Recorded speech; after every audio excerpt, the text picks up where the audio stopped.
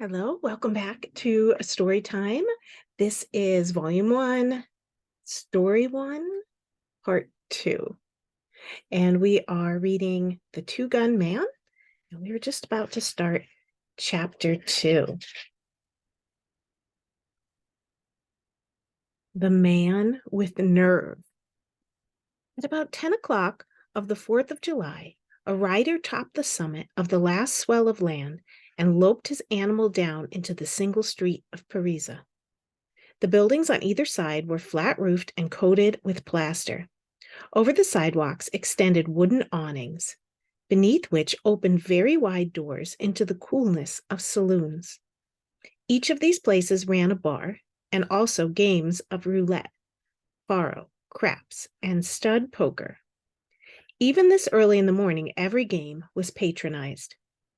The day was already hot with the dry, breathless, but exhilarating heat of the desert. A throng of men idling at the edge of the sidewalks, jostling up and down their center, or eddying into the places of amusement, acknowledged the power of summer by loosening their collars, carrying their coats on their arms. They were as yet busily engaged in recognizing acquaintances. Later they would drink freely and gamble, and perhaps fight. Toward all but those whom they recognized, they preserved an attitude of potential suspicion, for here were gathered the bad men of the border countries. A certain jealousy or touchy egotism, lest the other man be considered quicker on the trigger, bolder, more aggressive than himself, kept each strung to tension. An occasional shot attracted little noise.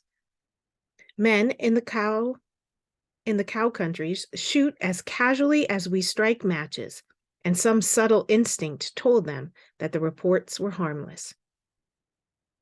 As the rider entered the one street, however, a more definite cause of excitement drew the loose population toward the center of the road. Immediately their mass blotted out what had interested them. Curiosity attracted the saunterers, then in turn the frequenters of the bars and gambling games. In a very few moments, the barkeepers, gamblers, and lookout men, held aloof only by the necessities of their calling, alone of all the population of Parisa, were not included in the newly formed ring.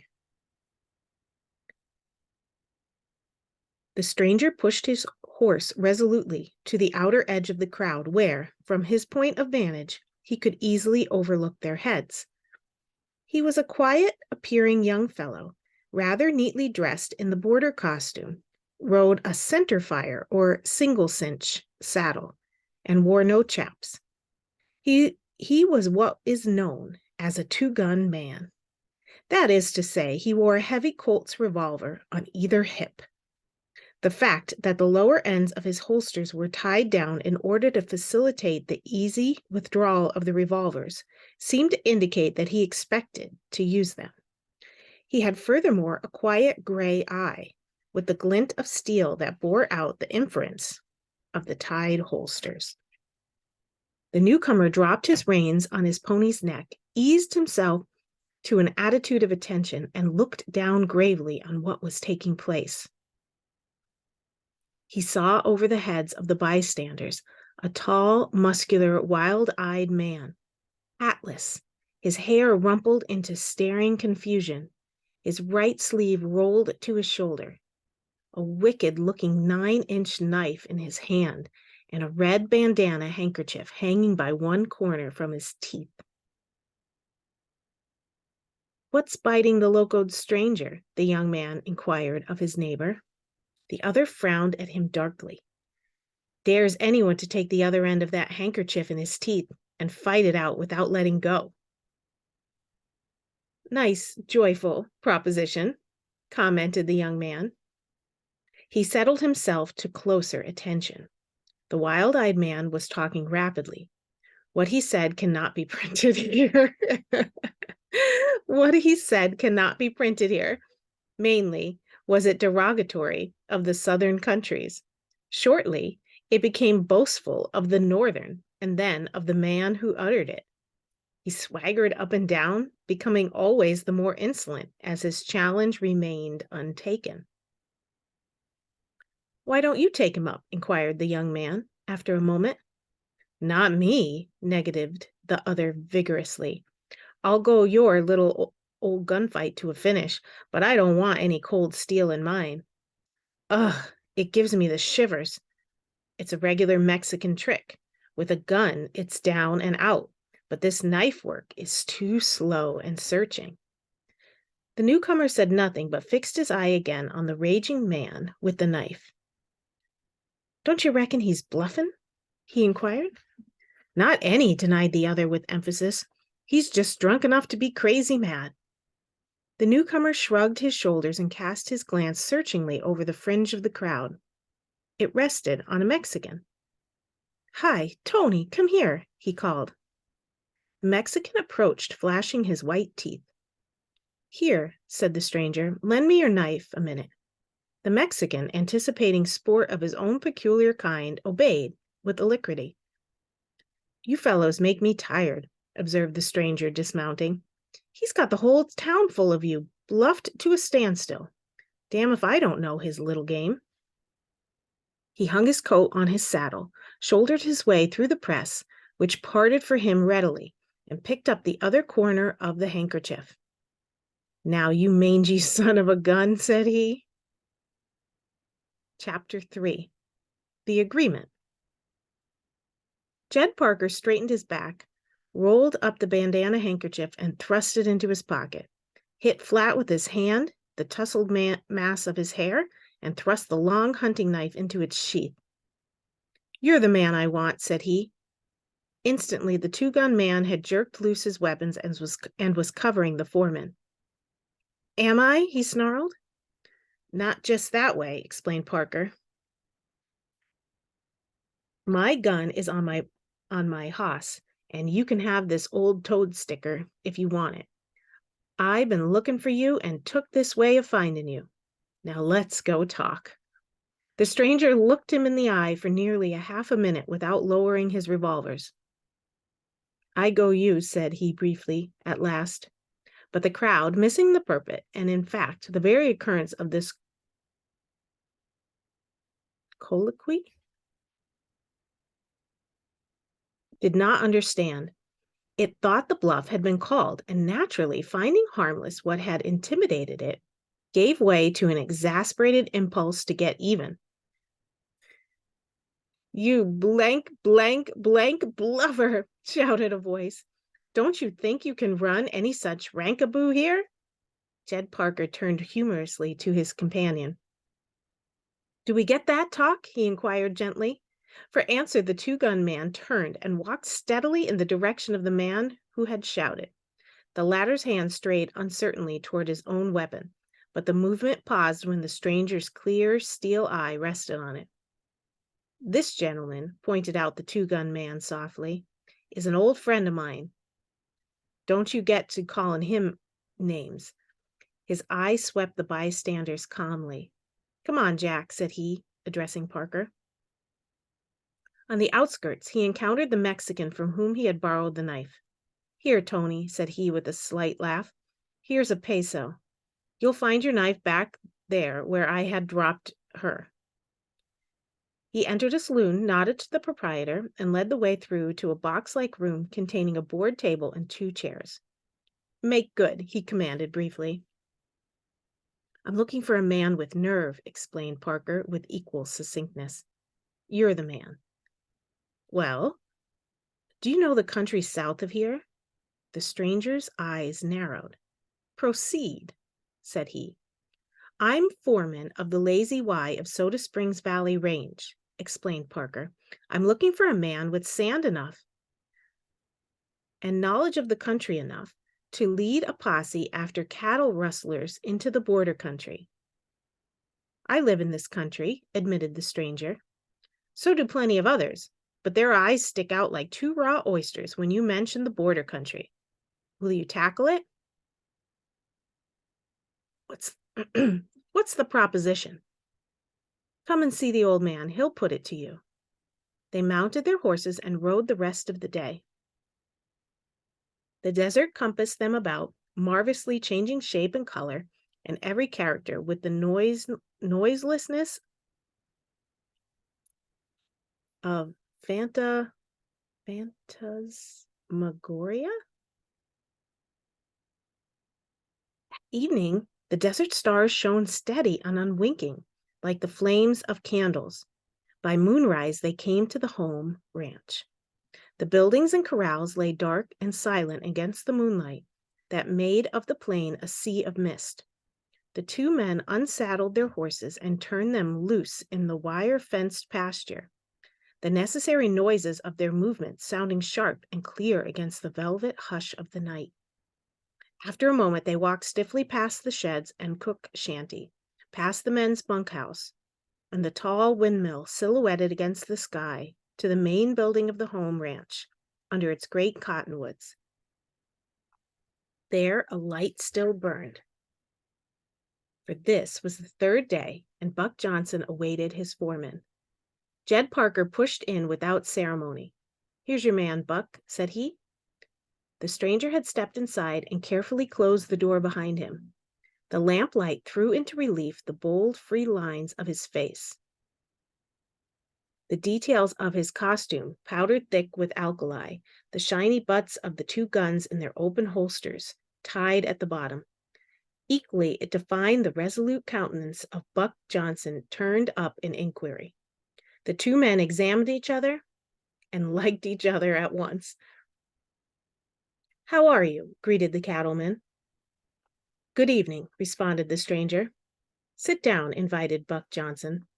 The stranger perched gingerly on the edge of a chair, with an appearance less of embarrassment than of habitual alertness. "You'll take the job?" inquired the senor. "I haven't heard what it is," replied the stranger. "Parker here said you'd explain." "Very well," said Buck Johnson. He paused a moment, collecting his thoughts. "There's too much cattle rustling here. I'm going to stop it. I've got good men here ready to take the job, but no one who knows the country south. 3 days ago, I had a bunch of cattle stolen right here from the home ranch corrals, and by one man at that. It wasn't much of a bunch, about 20 head, but I'm going to make a starter right here and now. I'm going to get that bunch back and the man who stole them if I have to go to hell to do it. And I'm going to do the same thing with every case of rustling that comes up from now on. I don't care if it's only one cow. I'm going to get it back. Every trip. Now I want to know if you'll lead a posse down into the South Country and bring out that last bunch and the man who rustled them." "I don't know," hesitated the stranger. "I offer you $5,000 in gold if you'll bring back those cows and the man who stole them," repeated Buck Johnson. "And I'll give you all the horses and men you think you need." "I'll do it," replied the two-gun man promptly. "Good," cried Buck Johnson, "and you better start tomorrow." "I shall start tonight, right now." "Better yet, how many men do you want? And grub for how long?" "I'll play her a lone hand." "Alone?" exclaimed Johnson, his confidence visibly cooling. "Alone? Do you think you can make her? I'll be back with those cattle in not more than 10 days. "And the man?" supplemented the senor. "And the man. What's more, I want that money here when I come in. I don't aim to stay in this country overnight." A grin overspread Buck Johnson's countenance. He understood. "Climate not healthy for you," he hazarded. "I guess you'd be safe enough all right with us, but suit yourself. The money will be here." "That's agreed?" insisted the two-gun man.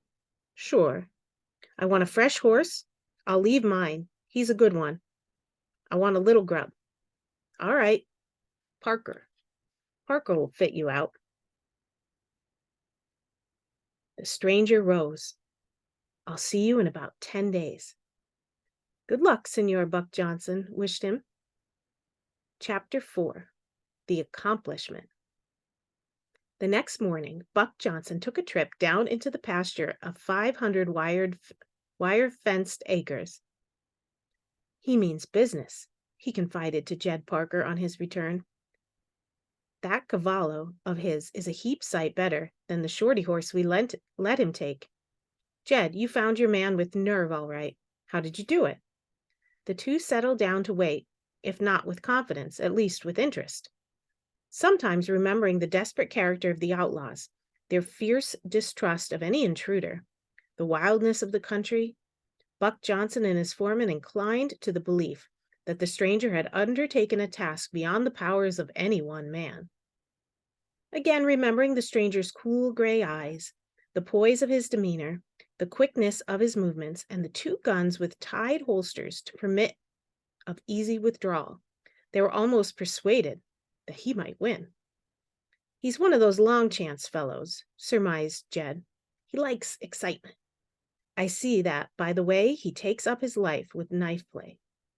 He'd rather leave his hide on the fence than stay in the corral. Well, he's all right, replied Senor Buck Johnson. And if he ever gets back, which same I'm some doubtful of it, his dinero will be here for him. In pursuance of this, he rode in to Willits, where shortly the overland train brought him from Tucson the $5,000 in double eagles.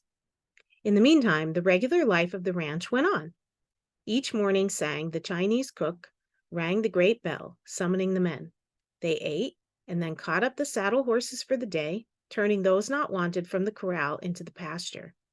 Shortly, they jingled away in different directions, 2 by 2, on the slow Spanish trot of the cowpuncher.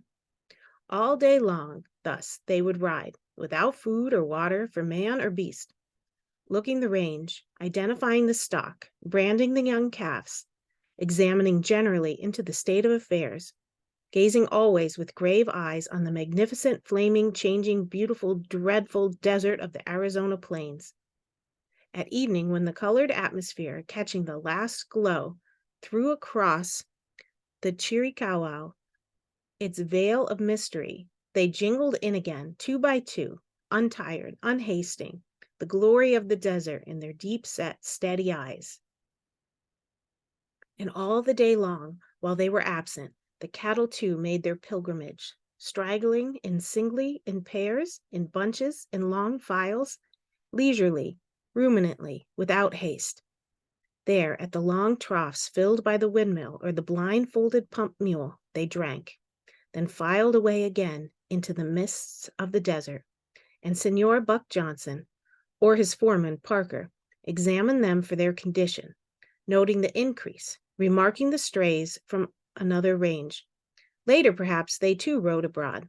The same thing happened at 9 other ranches, from 5 to 10 miles apart, where dwelt other fierce, silent men, all under the authority of Buck Johnson. And when night fell, and the topaz and violet and saffron and amethyst and mauve and lilac had faded, suddenly, from the Chiricahua, like a veil that has been rent, and the ramparts had become slate gray and then black, the soft-breathed night wandered here and there over the desert, and the land fell under an enchantment even stranger than the days. So the days went by, wonderful, fashioning the ways and the characters of men. 7 passed. Buck Johnson and his foreman began to look for the stranger. 8.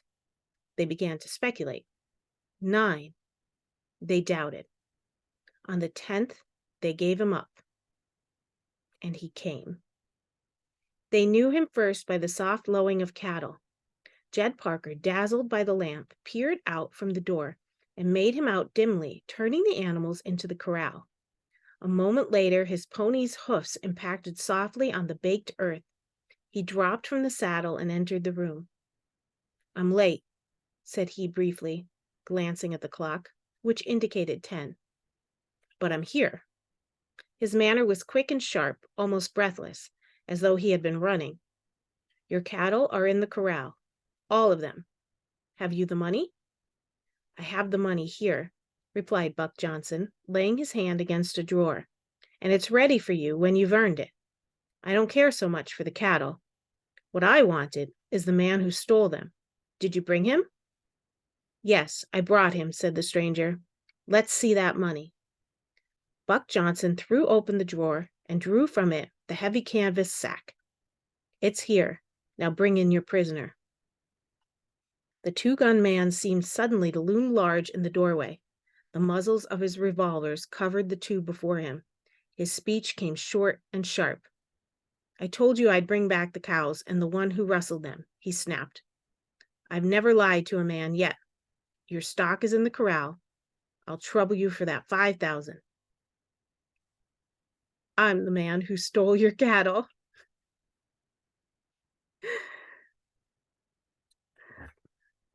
All right, that's the end of that one. I enjoyed that one. I enjoy a good Western with the cowboys. And I think it's interesting for me reading it out loud is their phrasing is a little bit different.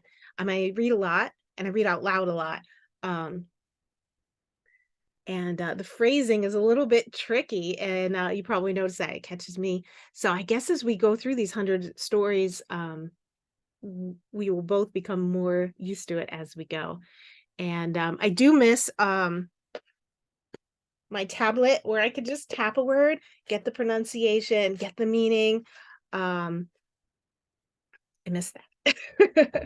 So, but it is nice to hold a book in your hand and think about who else has read it, and to get these older stories and just see a different viewpoint. So, I enjoyed that one. I actually wish it was a little bit longer. I wish, I don't know, maybe there was an old gunfight or something in it, like a classic. Um, when you hear Two Gun Man, I guess that's what I was thinking was going to happen. But I hope you enjoyed it, and I'll see you tomorrow for the next story. Bye.